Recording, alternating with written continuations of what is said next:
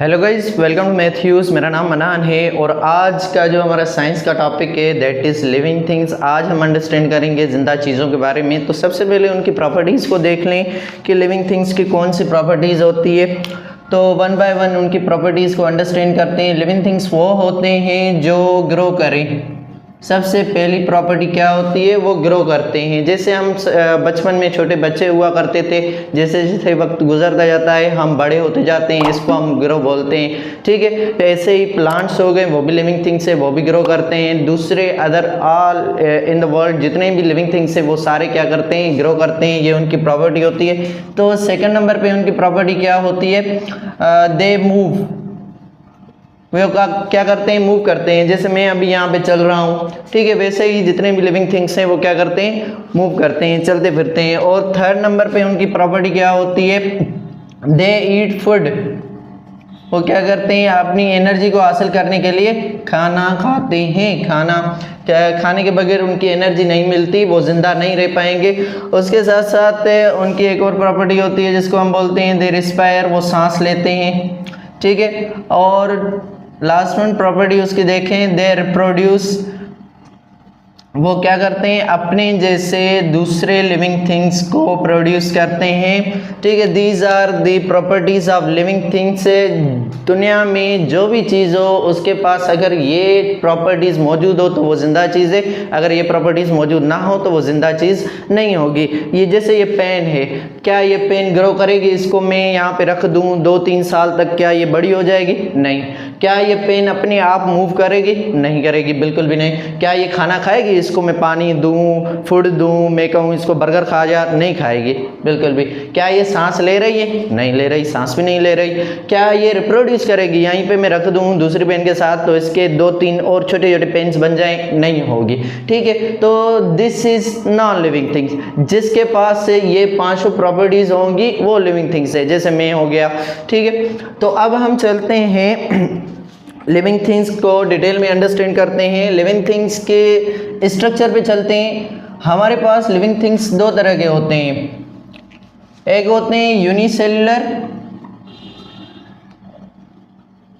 And दूसरे होते हैं मल्टी सेलुलर।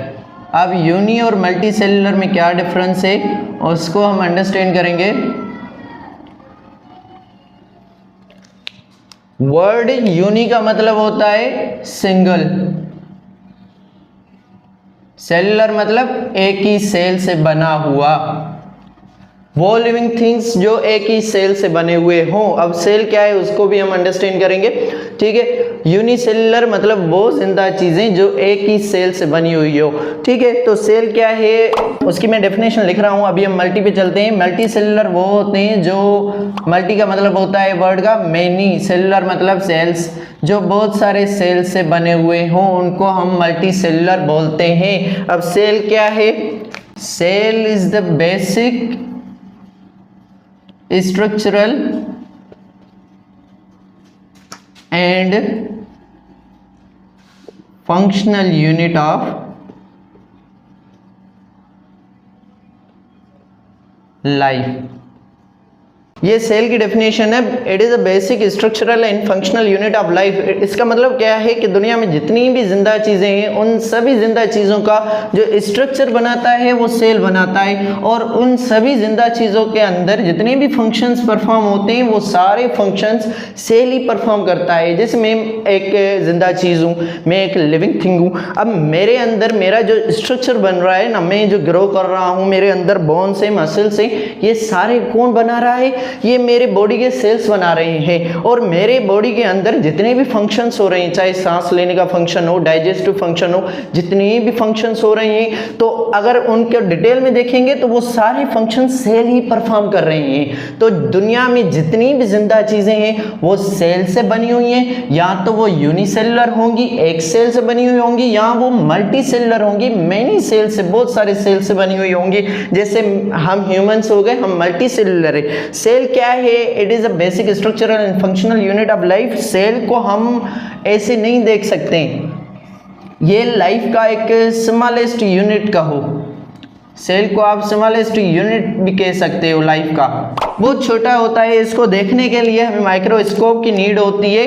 हम इसको ओपन आई से नहीं देख सकते, थ्रू माइक्रोस्कोप हम इसे देख सकते हैं। माइक्रोस्कोप क्या करती है, ये जूम आउट करती है, लिविंग थिंग्स के स्ट्रक्चर को जूम आउट करती हैं, तभी हम इन सेल्स को देख पाते हैं। दुनिया में ऐसे भी सेल्स हैं जिनको हम आंखों से देख सकते हैं, जैसे ऑस्ट्रिच का एग हो गया, एग्स भी एक सेल ही होता है, ठीक है। लेकिन अमूमन जो स्ट्रक्चर हमारा लिविंग थिंग्स का बनता है, उन सेल्स को हमें देखने के लिए माइक्रोस्कोप की नीड होती है, ठीक है। तो यहाँ पे हमने देखा लिविंग थिंग्स और उनके स्ट्रक्चर के बुनियाद पे हमने डिफरेंशिएट किया। तो यहाँ तो वो यूनिसेलुलर होंगे लिविंग थिंग्स, यहाँ तो वो मल्टी सेलुलर होंगे लिविंग थिंग्स।